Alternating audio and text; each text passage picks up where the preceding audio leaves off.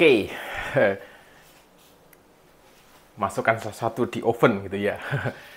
Mungkin sahabat SBP ada yang bertanya kenapa edisi kali ini saya syuting di sebuah dapur begitu ya.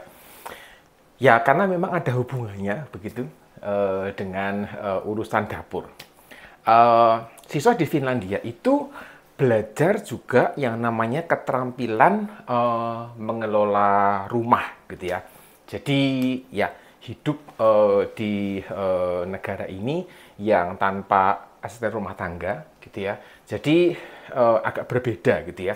Kalau di Indonesia kan sebagian besar keluarga punya ART yang siap sedia kapan saja untuk turun tangan dan sebagainya.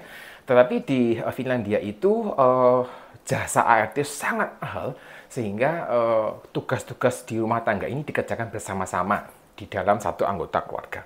Dan ini menjadi sesuatu yang sesuatu yang rame-rame bersama-sama dibuat. Dan oleh karena itu ada gitu ya, ada mata pelajaran yang diberikan terkait dengan mengelola rumah tangga, gitu ya. Jadi kita lanjutkan setelah yang satu ini.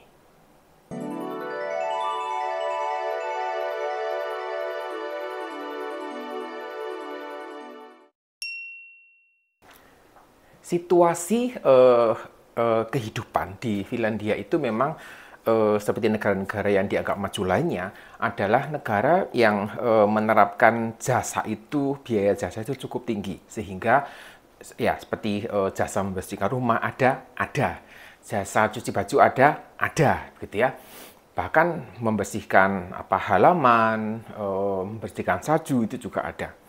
Tetapi biayanya cukup tinggi sehingga banyak keluarga-keluarga ini bukan banyak ya, hampir semuanya begitu ya, itu mengerjakan sendiri hal-hal yang ada di sekitar rumah tangga. Semua terlibat. Urusan rumah tangga itu bukan hanya urusan perempuan gitu ya. Dan di sekolah gitu ya, itu ada mata pelajarannya. Menariknya adalah namanya itu mata pelajaran home economy gitu ya. Jadi bagaimana mengatur rumah gitu ya. Panjang pelajarannya sekitar 90 menit per minggu dan itu menjadi satu mata pelajaran yang lumayan disukai anak-anak begitu, dan menjadi satu mata pelajaran yang juga membuat mereka merasa lebih rileks, kira-kira demikian. Kalau kita bicara tentang home economy gitu ya, ekonomi itu dari kata oikos yang artinya rumah gitu ya, dan nomos yang artinya distribusi. Jadi kalau diterjemahkan bebas gitu ya, ekonomi itu berhubungan dengan pengelolaan rumah.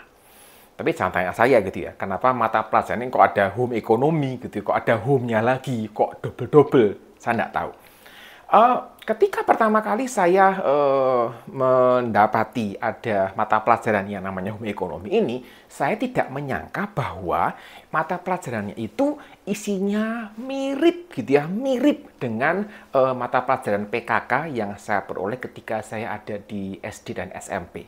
Jadi saya tidak tahu apakah masih ada gitu ya pelajaran yang namanya PKK, Pendidikan Kesejahteraan Keluarga, yang diberikan di SD dan di SMP. Seingat saya, PKK itu sangat diasosiasikan gitu ya dengan urusan dapur.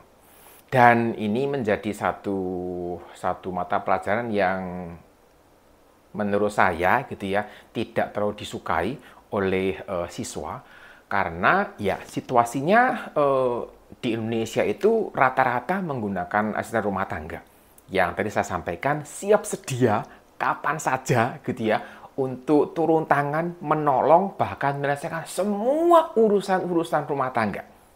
Jadi mata pelajaran tidak terlalu populer, tidak terlalu disukai. Tapi bagaimana dengan di Finlandia? Siswa di Finlandia belajar tentang home economy ini gitu ya, tentang materi pelajaran ini mulai di kelas 7. Dan di kelas 8, kelas 9, jadi di SMP begitu ya, itu menjadi sebuah pilihan. Jadi mereka boleh memilih mata pelajarannya dan home economy menjadi salah satu pilihan yang mereka bisa ambil. Tetapi untuk di kelas 7 ini sesuatu yang wajib gitu. Ada guru khusus yang menangani ini gitu ya. Seingat saya ketika saya di SMP ada mata pelajaran PKK itu gurunya itu di apa ya? Diambilkan dari guru mata pelajaran yang lain gitu ya. Mungkin guru yang dianggap lebih menganggur atau apa begitu, saya kurang jelas. Tetapi di Finlandia ini ada guru khusus yang menangani hal itu. Dan mereka bekerja gitu ya, mereka bekerja dalam kelompok-kelompok kecil dan jumlah kelompoknya itu menyesuaikan dengan kapasitas ruangannya. Jadi ada sebuah ruangan yang lumayan besar begitu ya, dengan beberapa kompor, ada ovennya juga, dengan alat masak yang cukup lengkap gitu ya, yang mereka bisa pakai. Jadi jumlah kelompoknya itu disesuaikan dengan jumlah set alat masaknya ada berapa. Bicara tentang home economy itu kan tidak hanya urusan masak ya, gitu ya. Ya masak ini memang jadi sesuatu yang menarik sih menurut saya, gitu. Yang pertama, materi yang diberikan itu berhubungan dengan urusan cuci baju. Jadi ya di Finlandia itu walaupun baju dicuci kemudian pakai mesin cuci juga ya, saya kok hampir tidak ketemu gitu ya orang yang mencuci pakai tangan manual dikucak begitu. Nah, karena mereka menggunakan mesin cuci, maka kita harus mengenali gitu ya, baju ini dapat dicuci dengan mesin cuci atau enggak gitu ya. Kalau pakai mesin cuci boleh enggak dicuci dengan pemutih, atau juga ada label-label terkait dengan laundry gitu ya. Jadi laundrynya seperti apa, suhunya berapa, boleh enggak dimasukkan dalam mesin pengering gitu ya. Karena kalau dijemur di luar gitu ya, ya kalau musim panas itu lumayan bisa kering, tapi cukup lama gitu ya. Oh, enggak. Kalau musim panas lumayan cepat gitu ya, karena kan kelembapannya tidak terlalu tinggi, setinggi di Indonesia. Tapi kalau pas musim dingin gitu ya, musim salju mau jemur di mana? Jemur di luar beku gitu ya. Kalau di dalam rumah ya enggak akan kering-kering juga. Maka ada yang ada mesin pengering gitu ya. Dan ada baju-baju tertentu yang tidak dapat dikeringkan menggunakan mesin pengering, terkait dengan bahannya, terkait dengan biasanya bahannya sih gitu ya. Dan setiap baju itu pasti ada labelnya dan ada kode-kodenya. Nah, kode inilah yang mereka harus kenali. Apa yang harus dilakukan ketika ada baju dengan kode tertentu, gitu ya. Apakah mesti dipisahkan atau dan sebagainya. Dan mereka belajar menggunakan mesin cuci baju dan pengering secara umum. Ya, tiap merek bisa beda-beda, tetapi secara umum ada panduan yang dapat digunakan. Jadi mengenali label di dalam baju gitu ya, itu menjadi bagian yang diberikan di dalam mata pelajaran ekonomi terkait dengan urusan cuci baju. Bagian berikutnya berhubungan dengan urusan rumah juga gitu ya, belum masaknya gitu ya, nanti itu yang terakhir. Jadi bagaimana mengatur barang-barang di rumah itu mereka juga belajar. Bukan desain interior ya, tetapi bagaimana mereka mengelola barang di rumah supaya mudah ditemukan, bagaimana kebersihan rumah, kebersihan lingkungannya, bagaimana mereka memilah sampah itu juga diberikan di dalam mata pelajaran yang namanya home economy ini. Jadi dalam sebuah video terkait dengan pendidikan lingkungan, saya pernah bahas gitu ya, bahwa pemisahan sampah-sampah itu tidak hanya dikerjakan di rumah, tetapi juga dikerjakan bahkan sampai di level kota.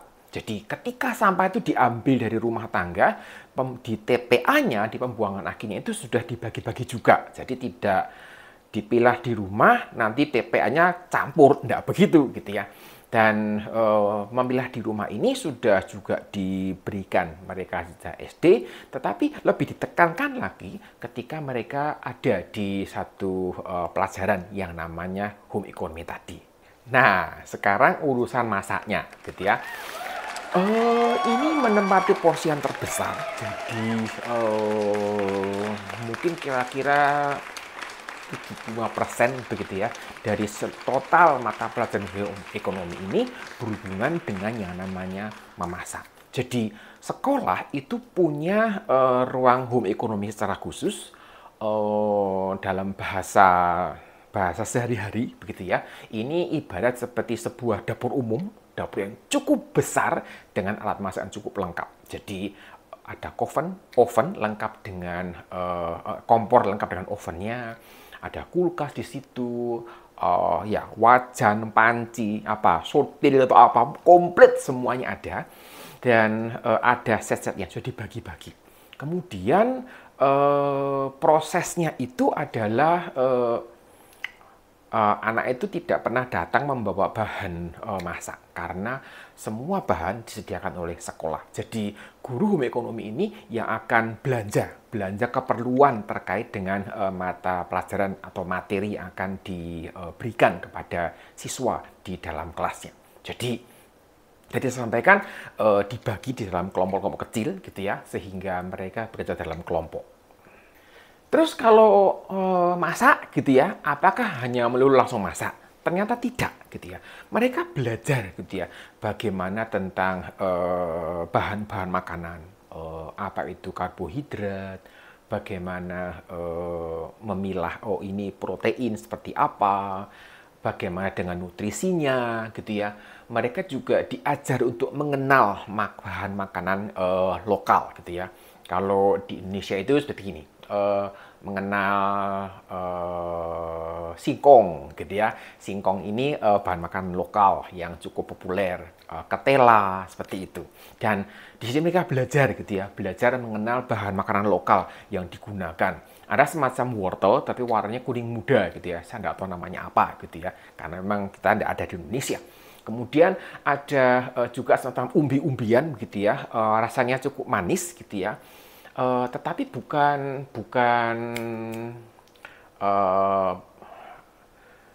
ketela gitu ya. Jadi warnanya kuning muda gitu ya, yang digunakan dalam sup. Jadi mereka mengenal bahan-bahan lokal yang dapat dipakai untuk memasak. Lalu mereka juga belajar membereskan dapur, membersihkan dapur gitu ya, mencuci alat masaknya, mencuci alat makan. Mereka belajar. Dan termasuk gitu ya, menggunakan alat dengan tepat. Jadi kalau orang Asia itu kan sakti gitu ya. Sakti artinya apa? Satu pisau buat semuanya. Kalau di negara-negara yang dianggap maju itu biasanya macam-macam. Oh, ini pisau buat daging, ini pisau buat filet, ini pisau buat buah, ini untuk apa ya? Untuk keju, lain lagi gitu, lain-lain pisaunya. Dan ya buat orang Asia tidak terlalu relevan begitu ya. Kemudian telenan gitu ya, alat-alat potong yang dipakai untuk untuk motong ini itu juga mereka cukup ketat penggunaannya. Jadi memotong buah dan sayur itu alas potongnya, telenannya itu tidak boleh dicampur dengan telenan yang dipakai untuk memotong daging, tidak boleh gitu ya. Jadi itu termasuk pelanggaran kira-kira demikian. Jadi menggunakan alat masak dengan tepat itu juga mereka diajarkan. Dalam salah satu tugas gitu ya yang diberikan dari sekolah terkait dengan mata pelajaran home economy ini adalah mengatur meja. Ya, ngatur meja aja ya agak berbeda sih gitu ya. Kalau kita di Asia makan itu bukan sesuatu yang sangat sakral sehingga mesti diatur yang rapi, bagus, tidak terlalu seperti itu. Tetapi di negara-negara Eropa ini makan itu mesti diatur, dihias yang baik, kira-kira begitu. Dan ada PR-nya. Nah, PR-nya adalah mereka diminta untuk mengatur meja makan keluarga, gitu ya, sesuai yang diberikan di sekolah. Kemudian difoto gitu ya, difoto. Waktu difoto ini nanti diambil dari beberapa sudut, kemudian dikirimkan kepada gurunya untuk bukan dinilai ya, karena kan standar, tetapi sebagai sebuah laporan bahwa dia sudah mengerjakan tugasnya. Jadi itu salah satu tugas yang diberikan. Kaget juga, heran juga gitu ya. Tiba-tiba waktu saya tiba di rumah, kita habis bepergian, wih, mejanya kok bagus begini ngaturnya, gitu ya. Oh, ternyata ada tugas dari sekolah untuk mengatur meja dan harus foto dilaporkan kepada gurunya. Dalam ada satu pengalaman menarik, gitu ya, di masa COVID, begitu. Mata pelajaran home economy kan tetap jalan, gitu ya. Jadi mereka mendapatkan tugas, gitu ya, disuruh membuat makanan yang menggunakan tepung dan menggunakan ragi, menggunakan yeast. Kemudian anak saya bertanya, enaknya bikin apa ya? Gitu. Terus saya bilang, oh, kan dia suka makan cakwe nih, gitu ya. Saya bilang, cakwe itu ada resepnya pakai ragi, pakai yeast, gitu. Mau bikin pakai itu. Oh ya, gitu. Akhirnya dia bikin, gitu ya, berhasil, gitu ya, jadi, gitu ya. Terus difoto, diberikan resepnya, dan dikirimkan ke gurunya. Untungnya itu tidak harus mengirimkan juga makanannya, begitu ya, karena kan masa COVID juga kan juga agak repot, gitu. Jadi satu pengalaman yang cukup menarik, gitu ya, yang saya alami. Kemudian juga pernah, gitu ya, selain tadi mengatur meja makan, gitu ya, tadi ada tugas memasak yang pas COVID tadi, gitu ya. Juga ada mereka diberi misalnya tugas, ayo coba bikin pula. Pula itu seperti roti ban begitu ya, roti ban begitu, khas di Finlandia. Biasanya diberi kardamom, diberi kayu manis, jadi ada aroma yang khas, gitu ya. Dan itu menjadi standar, gitu ya, karena semua orang buat, kira-kira demikian. Itu beberapa PR tugas yang diberikan. Biasanya satu kali di dalam 2-3 minggu itu mereka praktek masak. Dan tadi saya sampaikan ketika praktek masak itu semua bahan dari sekolah. Jadi di dalam proses masak ini mereka belajar yang namanya teamwork. Jadi biasanya proses masaknya itu mereka masak dua, gitu ya. Satu masak makanan utama, gitu ya, satu masak makanan penutup, kira-kira demikian. Dan dibagi dalam tim, gitu ya, dalam kelompok. Dalam kelompok ini mereka juga bagi lagi di dalam sub kelompoknya, mana yang sub kelompok yang mengerjakan makanan utama, mana sub kelompok yang mengerjakan makanan penutup, kira-kira demikian. Dan mereka belajar untuk menghargai orang lain, belajar untuk menjaga kebersihan, belajar untuk bekerja sama, gitu ya, saling menolong dan seterusnya. Dan ya tentu saja ketika kita bicara tentang praktek masak, gitu ya, bagian yang paling menarik adalah proses dari makannya tadi, ya. Mata pelajaran ekonomi paling disukai, gitu ya, paling disukai ketika, gitu ya, prosesnya itu atau mata pelajaran itu diberikan sekitar jam 2 begitu ya. Itu favorit, gitu ya, favorit, atau pagi jam pertama, jam 8.15 atau jam 9 itu favorit. Kenapa? Karena kalau jam 2 biasanya adalah waktu-waktu mereka istirahat, sudah mulai lapar karena makannya sekitar jam 11.30-12.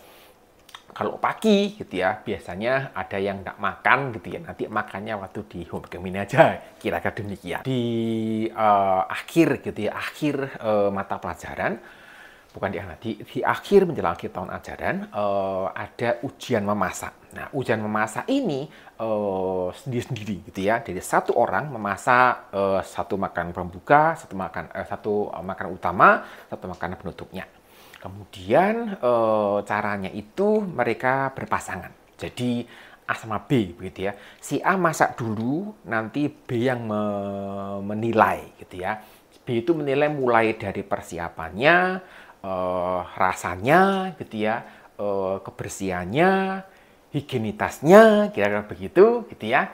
Nanti minggu depannya dibalik, gitu ya. Si B yang masak, si A yang menilai, kira-kira demikian.